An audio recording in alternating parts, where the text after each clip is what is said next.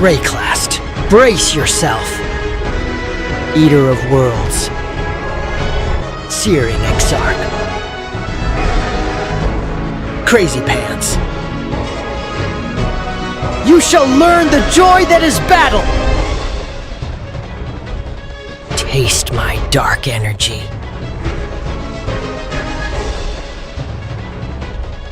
I will delete you. Hey guys, I hope all is well. This is Starlight Blade back at it again with another off-meta build here for you in this league of Path of Exile 1, Keepers of the Flame. This league was very interesting because they did a whole Breach rework, and honestly, I really like it because it brings two things that every player wants, which is extra easy to access mobs and more good quality loot. Needless to say, I had a blast, and I'd absolutely recommend starting up a character in this league if you haven't already. Speaking of characters, I was reading the patch notes this league and saw that they buffed Spectral Throw, and I've always wanted to make a Spectral Throw character. And I decided to go Scion because I didn't quite know how I wanted to play the build yet. And since Scion is very versatile and her starting skill is Spectral Throw, I thought Scion would be the perfect class to start the league with. And as I was playing, I saw this Spectral Throw MTX that I'm showcasing in the video here, and I thought to myself, this really reminds me of something. And then I remembered, it literally looks like an attack that Bass.EXE from the Mega Man series uses. He calls it Hell's Rolling, and it's one of his most iconic abilities. And because of that, and how the MTX looks, I thought I'd try to make my Spectral Throw build as a Poison Chaos .DPS variant. And honestly, I think it worked out kind of nicely because it's definitely a decent mapper with good survivability, with not too shabby of a map clear rate. It could easily farm a lot of content. I specifically farmed Incursion, which is where I made most of my money this league, but it can also farm Breach, Expedition, Ritual Heist, Betrayal, and whatever you want it to, honestly. It's got about 80% chance to evade attacks, which is roughly 30k evasion. I know it's not the most. People usually go for about 40k, but, this got me by. It's got pretty damn close to max spell suppression, and I'm running a Wise Oak, which takes care of resistances. Path of Building is telling me about 2 million DPS, but since I'm running Sniper's Mark, it's actually a lot higher, since my projectiles hit once, split forward into two, then both return on the way back, hitting twice more. And lastly, I was able to get all the Voidstones myself, which is really nice. Eater and Exarch were pretty easy, and that was before I got some good gear. Once I got to the point where I am in this video, I was able to take on Maven and Uber Elder as well. If you like what you see and hear so far, please like, comment, and subscribe. Feel free to give me some feedback on what you think. I love building off-meta characters from league start to endgame as best as I can while drawing inspiration from the pros. And I just have so much fun playing the game, and it's such a nice game. I've been having an absolute blast, and it's so awesome. Anyways, unfortunately, I couldn't get too much life on the build, so when I do get hit, it kind of definitely can feel like Squish McCity at times. And although I did come close, I wasn't able to properly do the T17 bosses, but this build came pretty damn close compared to my other builds, so I'm calling that a win. As far as leveling is concerned, I will say though that the leveling process was definitely very smooth. Like I mentioned earlier, Scion starts off with Spectral Throw, and the support gem that she starts with, which is Prismatic Burst, also isn't bad for leveling since it's still added damage, and you can honestly just stick with that if you want to go the elemental damage route. But since I chose Poison, I opted to swap that out for a chance to poison, and for my third link, to start the journey, you want to go lesser multiple projectiles for quality of life. You can also go volley if you want, but your attacks are going to be going in a slightly different area trajectory. You can also pick up Double Strike and try to Vol Orbit, or try to get lucky in a Val side area for Val Double Strike, and run that on another link setup for some extra help with single target. And speaking of Val side areas, I got lucky early with the Val Lightning Trap, which I still use 94 levels later, and this is just because it gives me access to shock, which is nice for damage of course. And other than that, from Acts 1 and 2, you can pick up the majority of the gems used in this build and start leveling them up right away. Also in Act 2, make sure to pick up Whirling Blades and Faster Attacks for mobility and Herald of Agony for damage. And I also rolled with Arctic Armor for a bit until I picked up Grace in Act 3. Once you get to Act 4, you can implement the cast when damage taken Immortal Call Ice Golem setup, so you never have to manually summon the golem ever again, which I used to find very annoying, honestly. I don't know why, but I just didn't like repeatedly hitting that golem button.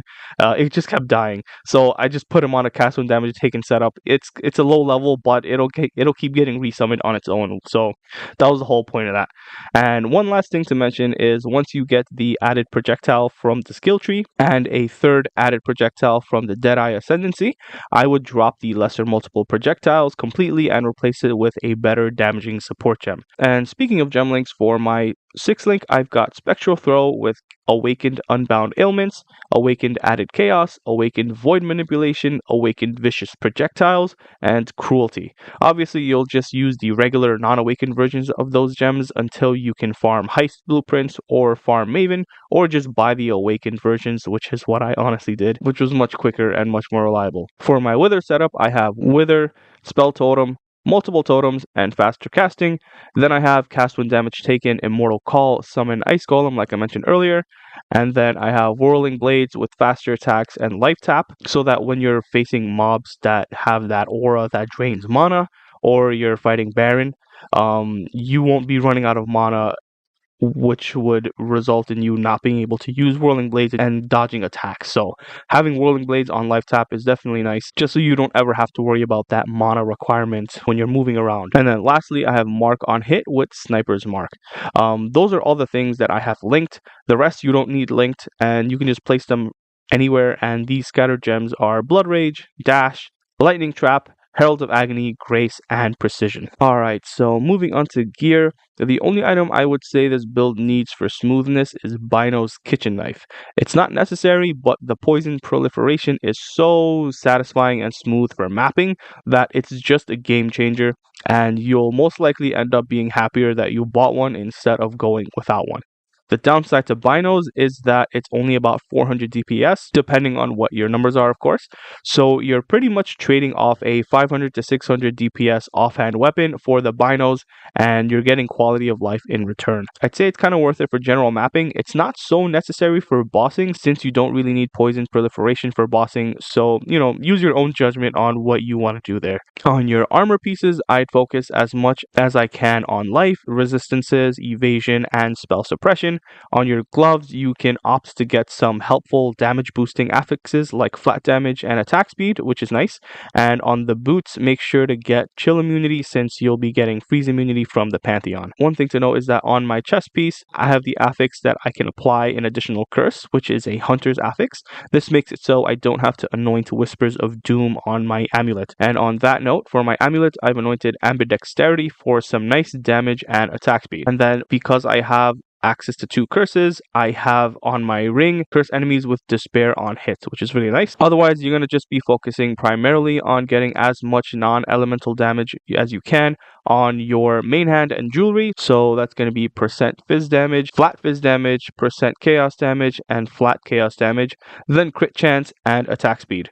And lastly, make sure you have sufficient intelligence and or strength affixes on your gear to fulfill the gem requirements, which is 96 strength for Immortal Call and 155 in for Wither. If you're not using Immortal Call or running a Wither totem setup because you have better defenses elsewhere and you have another reliable source of Wither, then the attribute requirements without those 2 gems are 70 strength because of cruelty and 117 intelligence because of awakened added chaos damage support. A quick disclaimer on how poison damage works. One very important thing to keep in mind for poison builds is that getting crit multi does not affect your poison damage over time. It only affects the initial hit. Therefore, you shouldn't invest at all into crit multi.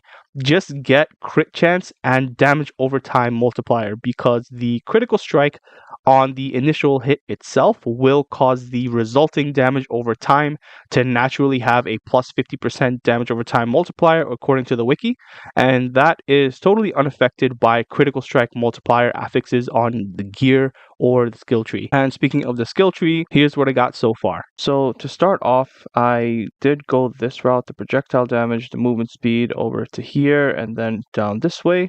And then I went up here, got the life, got the crit, and then you want to come here. You can get the life along the way and get the additional projectiles as quickly as possible. And then you can start going into the poison, get some extra life, get some spell suppression. You can come down here and get these crit chance, poison, and then this is a nice chunk of damage here, especially because we have two different weapon types. We have a dagger and a claw, so this is a nice mastery to pick up. And then once you get over to your Ascendancies and you're able to start pathing from the shadow, then you can drop the initial nodes that you had here and then put a massive thread of hope here, and then you can just pick up the life here and then a bunch of other helpful tidbits, passives along the way. I think there's about 8 total that you can get just from this ring, and I thought that was pretty helpful, honestly, because then you can start pathing from the shadow and you can just connect directly here to these poison and chaos dagger nodes. And then over here I have the light of meaning, which gives everything in this circle here plus 6% extra chaos damage. Path of building doesn't show it, unfortunately, but each and every single one of these nodes, big or small, will give plus 6% added chaos damage, except for the masteries, of course. And then lastly, for my large cluster jewel, I have Unwavering Evil, Wicked Pull, Unholy Grace, and then on my medium cluster jewels I have Shrieking Bolts with Repeater, and then the other one I have Eternal Suffering and Eldritch Inspiration. And then for one of my jewels here I have Watcher's Eye, which is a very simple one, just gives attack damage while affected by precision, 50% chance to blind while affected by grace, so a little bit of offense and defense there. And then this one I just have a dot multi, attack speed, life, and some res, regular jewel here.